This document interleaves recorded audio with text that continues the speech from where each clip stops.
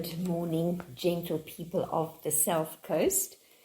Today I thought we could chat a little bit about manipulation and the controlling personality. So we've all been in our lives either been manipulated or have done the manipulation. Let's be honest, we've all been guilty of that. But you get the toxic manipulation and you get the harmless manipulation. Now, the harmless manipulation are those things that we say to our significant others. If you love me, you'll make me a cup of coffee, and if they don't, we are not totally destroyed by that. I, for example, have the habit of unrolling the hose pipe to water the garden, and I just hate rolling it back up. So I leave it for my hubby to roll up when he comes home from work. And he generally has something to say about it. And my standard response is, well, I know you love me, so you will put the hosepipe away. Of course, if one day he decided not to do it, I will not take that as evidence of his lack of affection for me. It will be a little bit of a joke in the family. Those harmless things that we do or say to colleagues or family or significant others are all part of a bit of a playful scenario, if I can put it that way. But the harmful manipulation and controlling is what I want to chat about today. So the harmful manipulation is where demands are made. I want to call it emotional blackmail. You are told, for example, that if you really loved me, you would do or would have done X, Y, or Z, or you would not have done or said something. And the problem with these statements are that you are really painted into a corner. It reminds me of the marketing telephone calls that we get, and you have someone phoning you and say to you, do you take your health seriously, or is your health important to you? And you kind of can't say no because your health is important to you. But you also know that if you say, yes, it is, that you open the door to an entirely different discussion that you really don't want to be drawn into. And this is what the manipulator does. They make these statements or demands, and you kind of want to say, I don't want to do that, or I didn't mean that.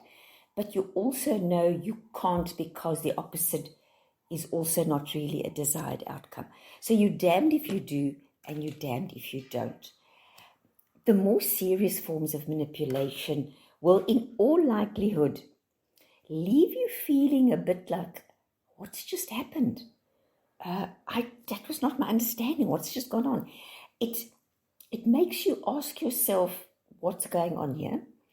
You feel worse after an interaction with a manipulator.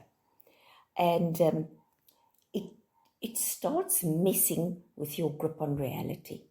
So they will make these ridiculous statements or claims, and as I say, whether you say yes or whether you say no, either way, you are in trouble. The manipulator always wants to get his or her way, no matter the consequences to yourself. If he or she suspects that the answer could be no, they will start the manipulation. So they will say the usual, if you loved me, you would go and buy me beers, for example. Or I'm always doing it, you never, which would be a blatant lie. And these statements are aimed at manipulating you to do what he or she wants. I call it emotional blackmail. And should you stand firm and say, no, I'm not going to do that, or I haven't, and I'm not acknowledging anything, then the passive aggression starts. So there's no direct communication with you. The well-known, go and tell your mother X, Y, or Z, or tell your father so-and-so. There's no direct communication. If you are in company, the manipulator will talk to everyone and make it quite obvious that they are excluding you, ignoring you. They will make coffee for everyone except for you or for themselves. And of course, it could be more serious where they could withhold food or care that you need. The other thing that they like doing is interpreting positive statements as promises. So, for example, you might say, I'll try and get to the shop tomorrow to get you something. If you didn't do that, it would be said, but you promised you would do it. And no amount of, no, I said I would try is not going to be accepted. In their opinion, you promised you would do it and you have not done it. All this leaves you feeling very guilty. And that is exactly the point. Manipulation is leaving you feeling guilty, and you are responsible for that, for the manipulator's happiness. The other thing I just want to throw in here that, we have all on one or other occasion said, well, you obviously don't love me or respect me or consider me because you did or didn't do X, Y, and Z. But it's a once off. It blows over, everything settles down, and the relationship continues on a give and take, a healthy balance. Manipulation with a manipulator is a pattern. It is a repeated behavior, and it is their chosen form of managing a relationship. It's a power struggle, it's a competition. There's a winner and there's a loser. And the manipulator obviously wants to be the winner at all cost, no matter the consequences to you. They always want their way. They don't take no for an answer, and you cannot get away from it. As I say, whatever answer you give, you're in hot water.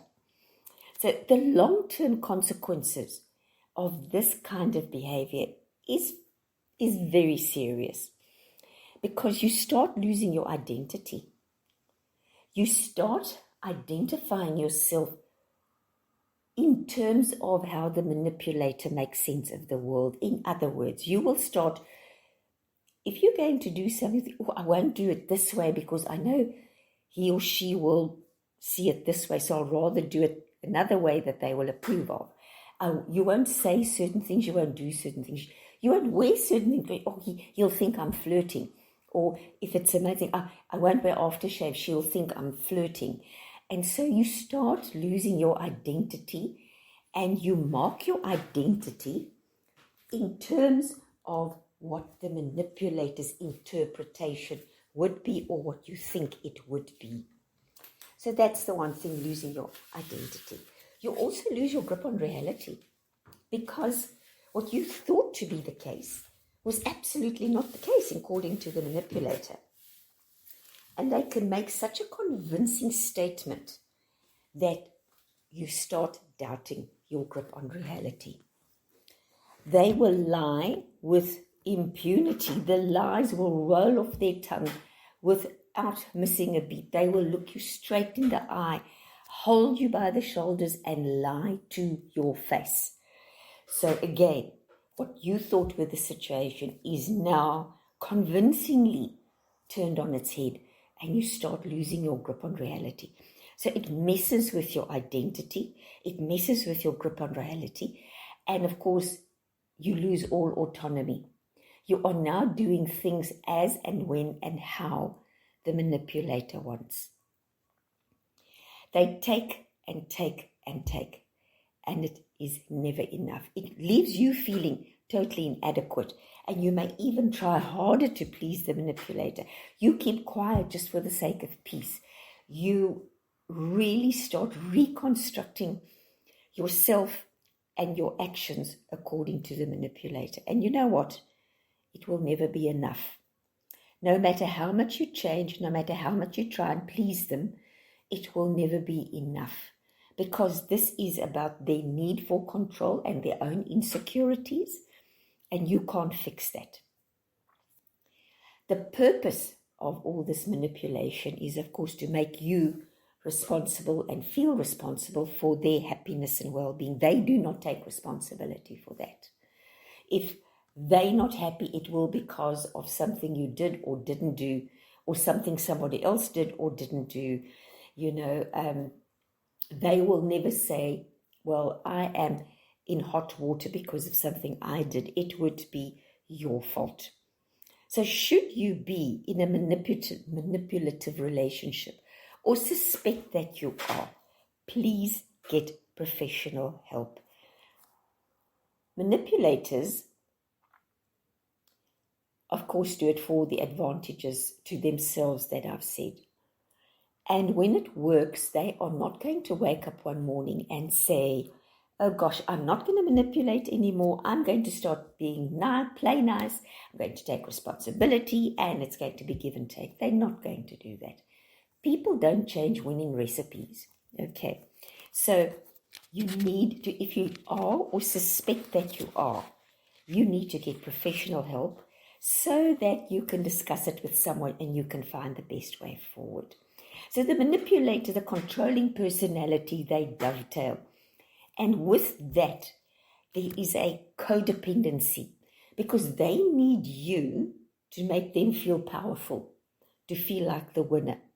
And you start doing things to please them. I need his or her approval. I need them to be happy with the way I am doing things, am dressing, am cooking, am serving the meal or whatever. So there's that codependency.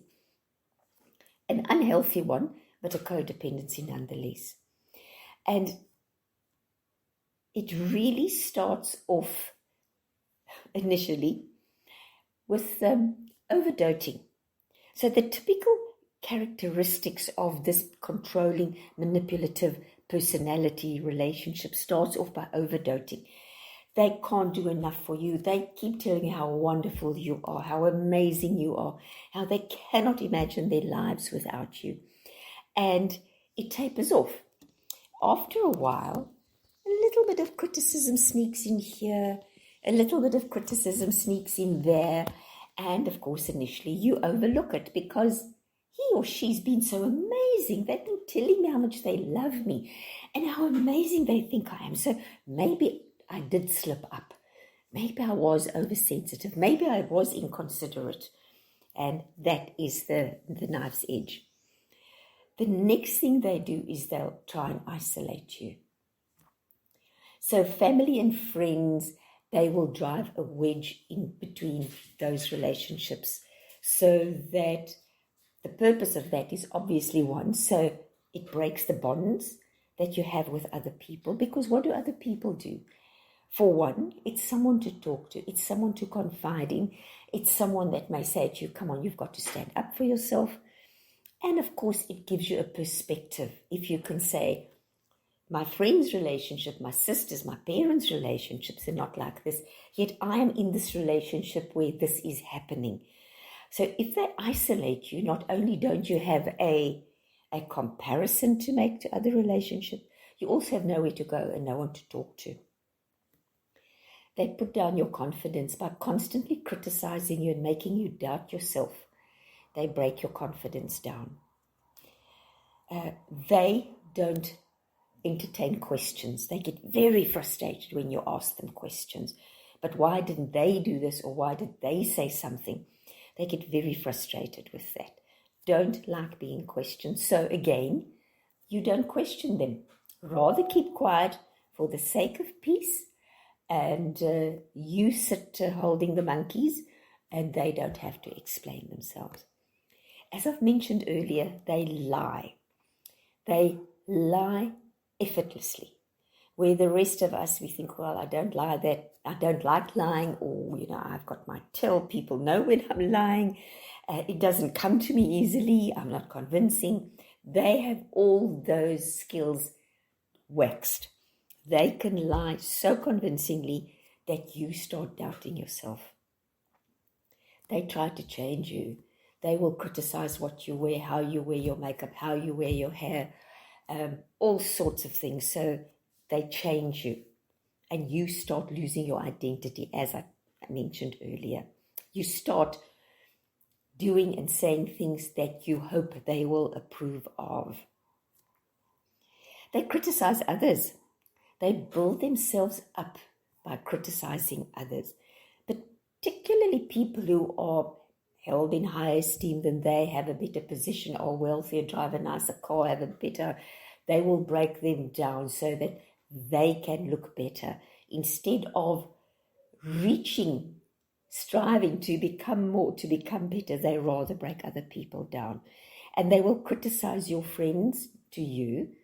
And of course, they will drop little remarks about you to your friends. And that way, they also isolate you. They are jealous unnecessarily.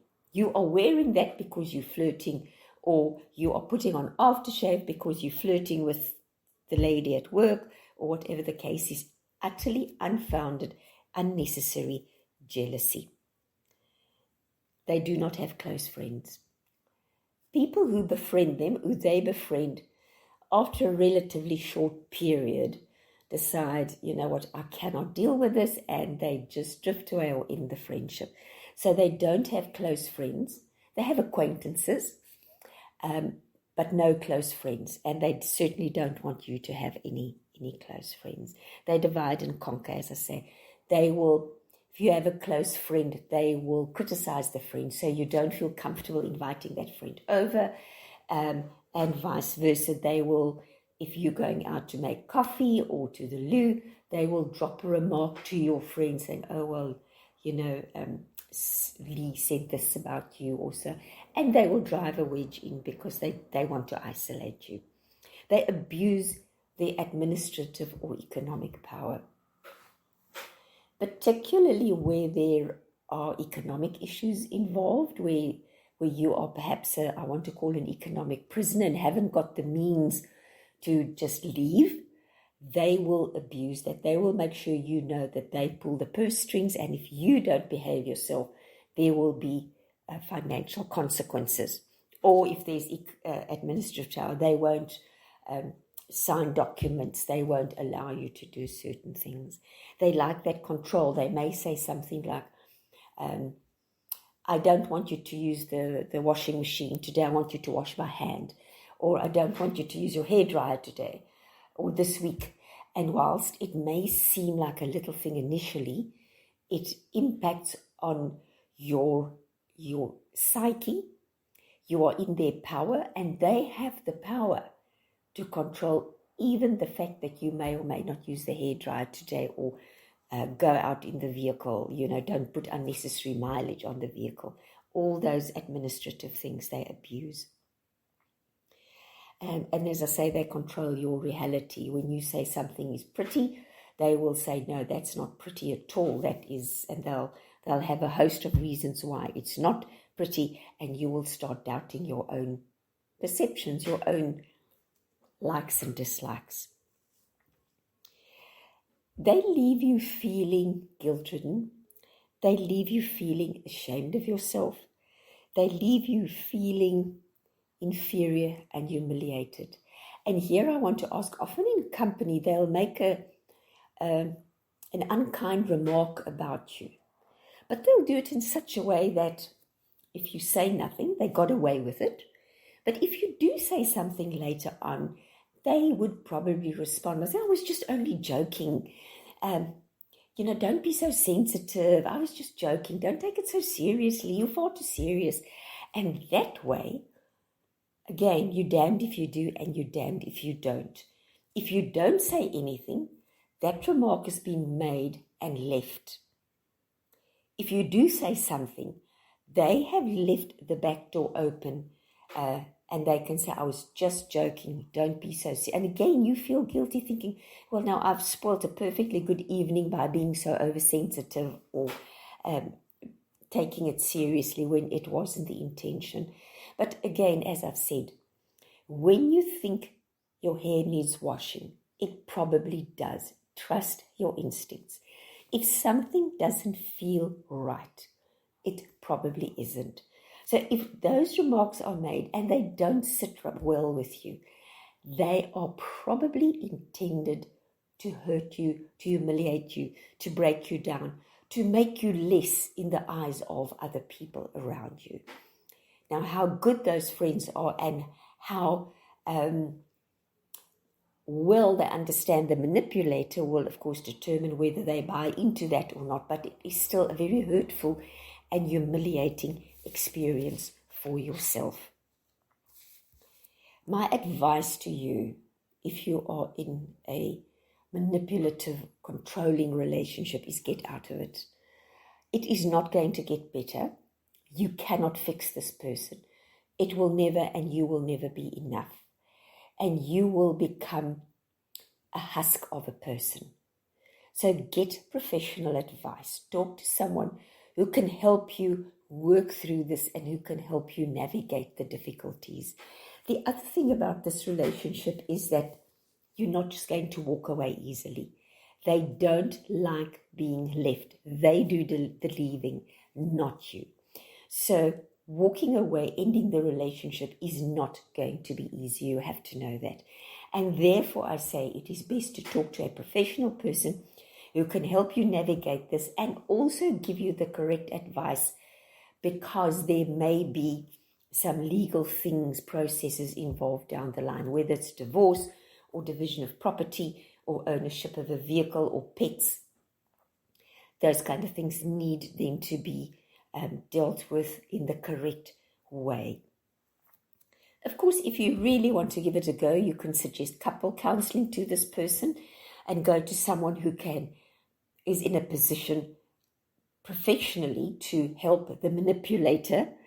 Remember, they are not going to easily admit that they have been wrong, but there's always a sliver, and I mean a sliver, the slightest spark, not a flame, and I mean a tiny spark here, that they could change, that they are prepared to work on this themselves, should they care deeply enough for you. But that may also initially just be stringing you along. But yes, so my advice is you will never be enough. You cannot fix this person.